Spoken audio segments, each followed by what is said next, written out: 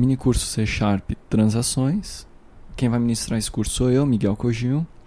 O objetivo desse curso é complementar um pouco do conhecimento de vocês em relação ao uso de transações, tanto na parte conceitual quanto na parte prática.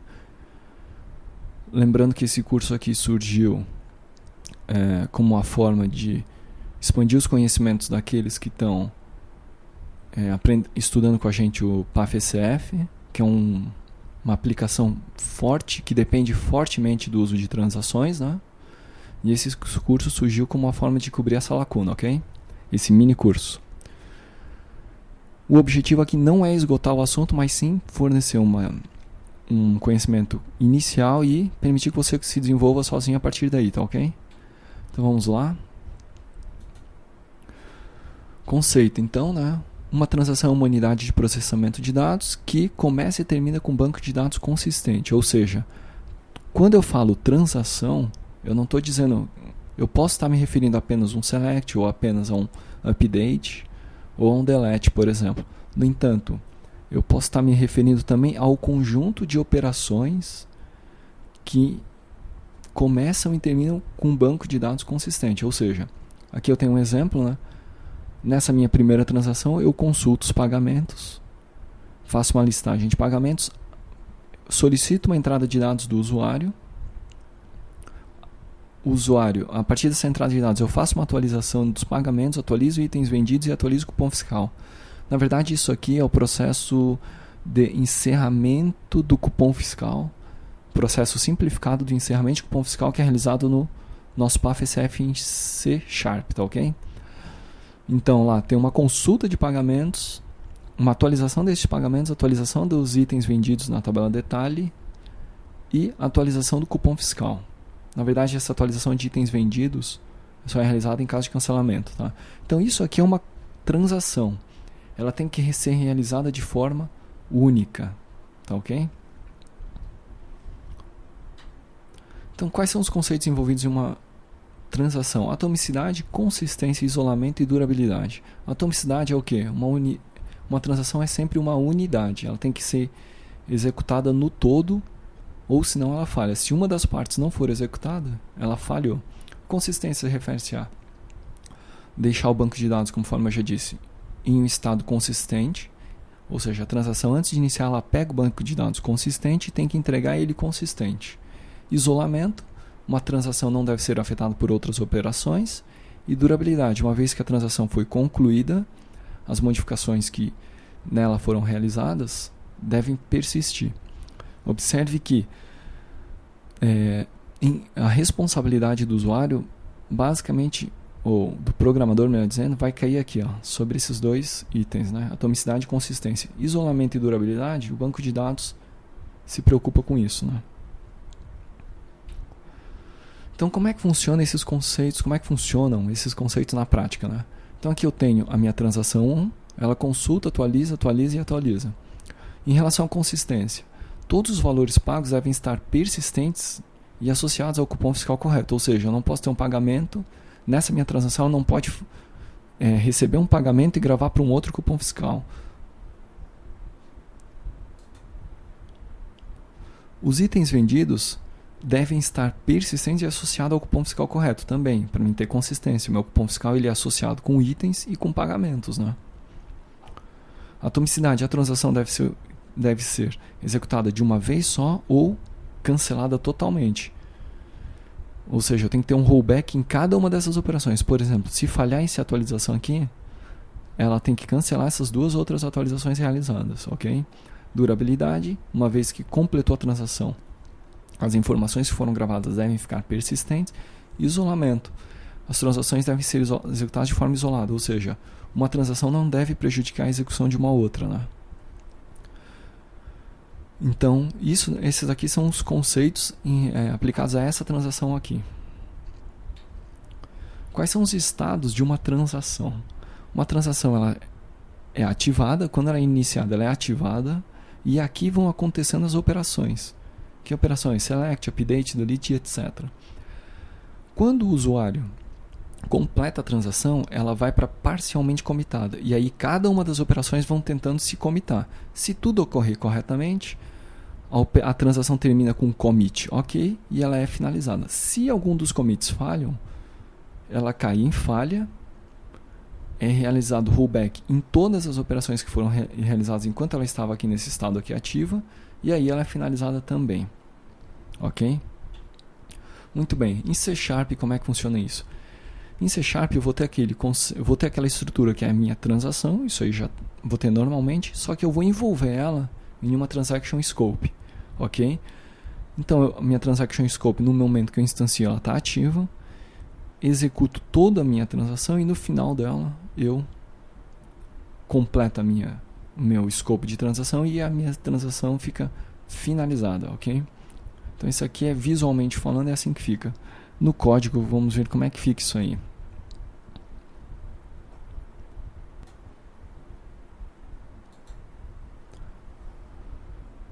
Para mostrar no código então, eu vou mostrar o código aqui do PAFSF em C Sharp. Então aqueles alunos nossos que estão desenvolvendo o PAFSF vão conseguir depois aplicar esse conhecimento. Aplicar não, porque já está no código, mas vão conseguir entender melhor o código, tá ok?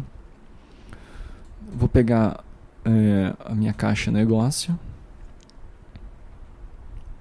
Então observe o seguinte, vamos direto para a transação que eu estava exemplificando na parte teórica desse mini curso.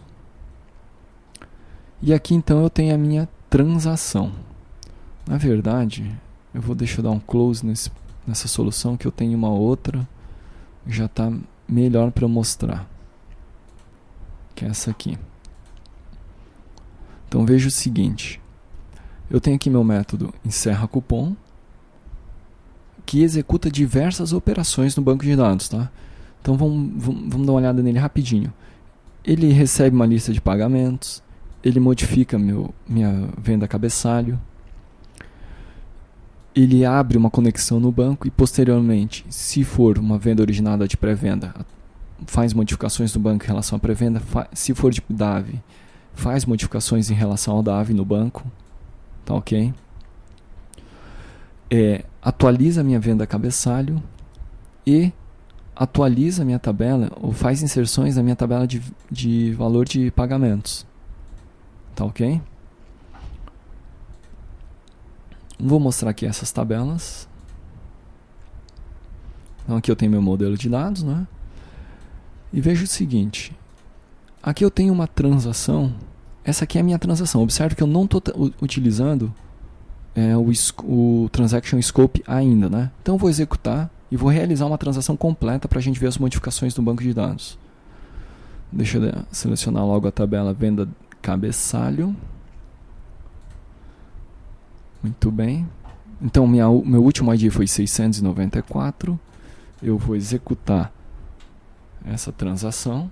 Vou executar uma transação de abertura, venda e encerramento do cupom fiscal. Então vamos lá, vamos supor que eu venda. Melhor, eu vou pegar a partir de uma pré-venda, né? Pegar aqui a pré-venda 22. Então minha pré-venda 22 tem esses itens, ok? Eu vou encerrar esta pré-venda pagando em dinheiro com R$7.000. Muito bem, então está aqui, encerrou o meu cupom fiscal. Vamos ver como é que ficou o nosso banco de dados. O banco de dados está aqui, vamos atualizar. 695, veja que a transação foi concluída, então tem um ID de venda de cabeçalho. Ok, um pré-venda de cabeçalho associado 22, movimento 29, data e hora, valor da venda, valor final, valor recebido, troco, estado da venda fechado, ok? Se eu for lá em total pagamentos, eu vou ter as mesmas em relação a minha 695, meu cabeçalho, eu vou ter um pagamento 1 que é dinheiro e valor 7.000. Lá na minha pré-venda cabeçalho, a 22 ela tem que estar efetivada, ok? Vou modificar o status dela para pendente novamente. E vamos fazer o seguinte agora. Agora a gente vai mostrar qual que é o problema da gente não utilizar transações. No momento em que eu for listar o pagamento, nesse momento aqui, eu vou quebrar minha transação aqui, tá? Atribuindo venda cabeçalho igual a null, eu vou ter uma exceção no meu código.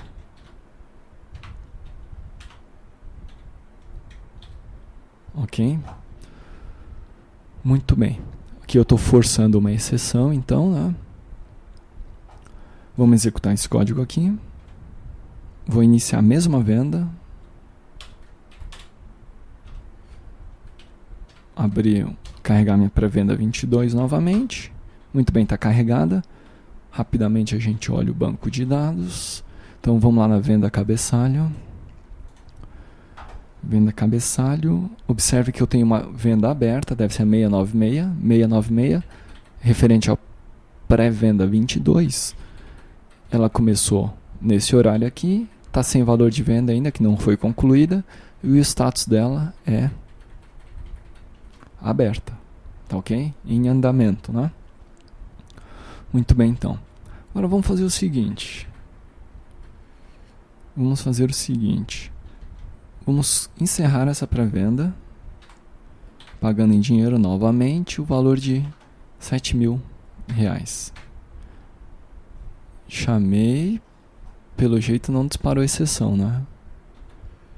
Que eu fiz certo. Ah, sim, não disparou. Pelo seguinte, eu vou ter que abrir novamente essa venda. Porque aqui eu não usei pagamento TEF, né? Eu deveria ter botado ao invés de dinheiro, chamado pagamento TEF. Então vamos fazer novamente. Então eu tive a conclusão dela correta novamente, quer ver? Status da venda fechado, tem o troco aqui. Vai ser igualzinho, né? 474, 7.000, valor final 6.526. Vamos fazer de novo. Muito bem. Mudar o status da pré-venda para pendente novamente. Ok. Pré-venda cabeçalho está pendente. Vou carregar pré-venda. Muito bem. Agora aqui, ele criou o nosso novo cabeçalho 697, que está no status aberto, ok? Sem valor de venda, sem valor final, sem nada. Agora sim eu vou encerrar ela e a gente vai ter a exceção no meio da transação. Observe que antes de eu concluir o processo de encerramento de cupom, eu vou ter realizado todas essas operações. E aqui no final eu vou ter uma exceção. Vamos lá então. Botar agora sim um pagamento TEF. Chamei o pagamento, ele demora um pouquinho mais e aí me avisa, ó, tivemos uma exceção, beleza. Eu vou encerrar meu programa e vou ver como é que ficou o estado do meu banco de dados, né? A primeira tabela que eu vou olhar é a venda cabeçalho. Então observe o seguinte, ele gravou informações aqui, mesmo não tendo sucesso na conclusão da transação, né? Ok, 697. Gravou essas informações aqui. E fechou o meu cabeçalho. Se a gente olhar lá, pré-venda cabeçalho, também está como efetivada, quando na verdade ela não foi porque a gente teve uma exceção. E no total tipo pagamento, esse que é um dos maiores problemas, que é o seguinte, eu não tive o recebimento e não tenho nenhum pagamento associado à minha venda cabeçalho, 697, né? Ou seja, então a minha venda consta no banco de dados como encerrada, sem, no entanto, ter sido corretamente encerrada, né? Ok, então estou com o meu banco de dados inconsistente, né? Eu tenho uma venda que não está associada a pagamento nenhum. Como que a gente faz esse controle? Usando as transações. Então aqui, a modificação que eu vou fazer vai ser a seguinte. Eu vou adicionar... Melhor, vamos pegar aqui, daqui até aqui será o meu Transaction Scope, ok? Transaction Scope.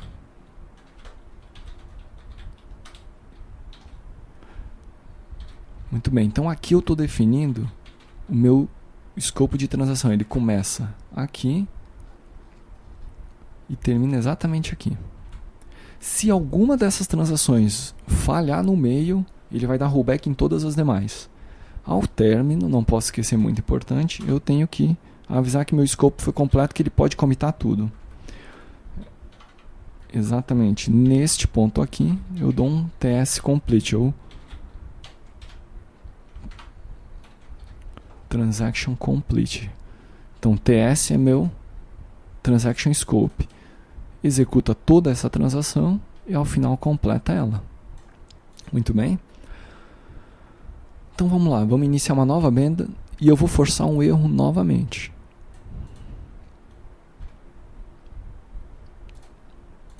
Vamos abrir o cupom fiscal 698 a partir da mesma pré-venda. Status pendente. Ok? Então, a partir da mesma pré-venda, eu vou iniciar o meu cupom fiscal.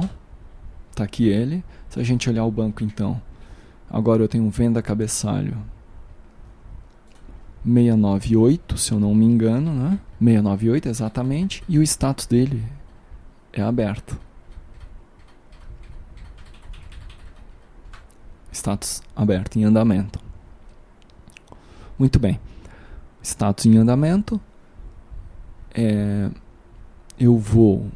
Lembrando que eu estou forçando o erro aqui. Quando o pagamento for em TEF, TEF é cartão de débito ou cartão de crédito, ele vai me forçar um erro. E agora eu não vou poder ficar com o meu banco de dados inconsistente, né? Ele não vai poder realizar nenhuma ele não vai poder completar a transação, né? Então, vamos lá.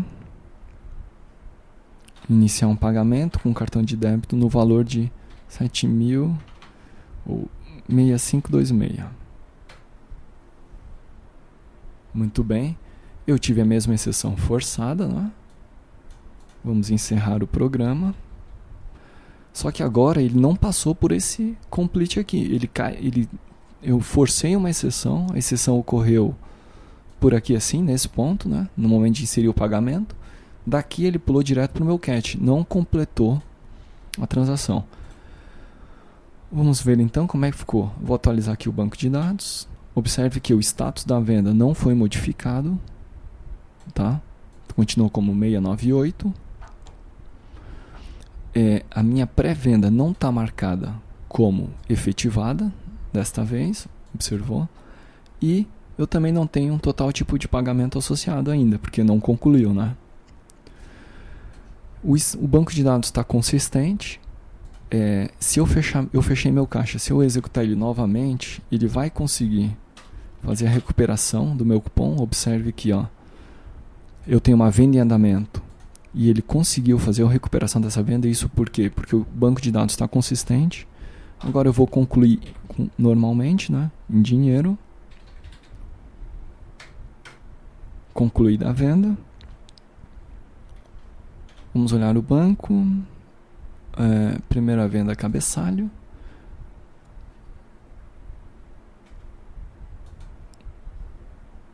Venda cabeçalho continuou pendente. Desculpa, pré-venda, né? Venda cabeçalho. Status fechada. Total tipo de pagamento deve estar ok. 698, total tipo de pagamento 698, ok. E eu tive um pequeno problema aqui na minha pré-venda cabeçalho. Por que ocorreu esse problema? Esse problema ocorreu por quê?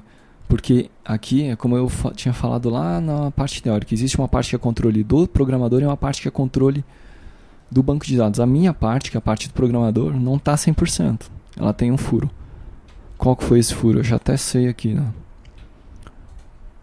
O furo foi o seguinte. Eu estou fazendo um teste para ver se meu cabeçalho é diferente de null, se a venda é originada de pré-venda, só que isso aqui não está correto. Na verdade, esse teste eu deveria fazer em cima da venda cabeçalho e ver se ela é associada com uma pré-venda. Então, se a ID pré-venda é diferente de 0, por exemplo, esse aqui seria um teste melhor e que não me traria esse problema. Como eu fiz uma recuperação de movimento, o meu atributo pré-venda cabeçalho está setado como nulo, não foi recuperado do banco de dados. Ou seja, a minha recuperação de movimento não foi um processo completo. Então, aqui eu tenho um pequeno bug que para o PAF-SF2 já será corrigindo, né? Eu deveria ter feito dessa forma aqui, ó. Se é diferente de 0, eu vou lá e atualizo a minha venda cabeçalho como efetivada. Tá ok? Então vou encerrar esse mini curso por aqui. Lembrando que transação, então controle de transação eu faço desta forma. Tá ok? Esse usem aqui, essa palavra reservada, esse comando serve para que ao final deste bloco, que termina exatamente aqui, ele libere esse recurso aqui, ó, TS. Então, ao final, eu dou um TS complete e libero o recurso. E aqui fica uma pequena pendência para o PAF-SF2, que é mais uma pequena pendência, que é ajustar esse código para quando a venda for recuperada, para ele fazer a gravação corretamente da nossa pré-venda cabeçalho. Tá ok? Então tá, eu encerro esse mini curso por aqui e até a próxima.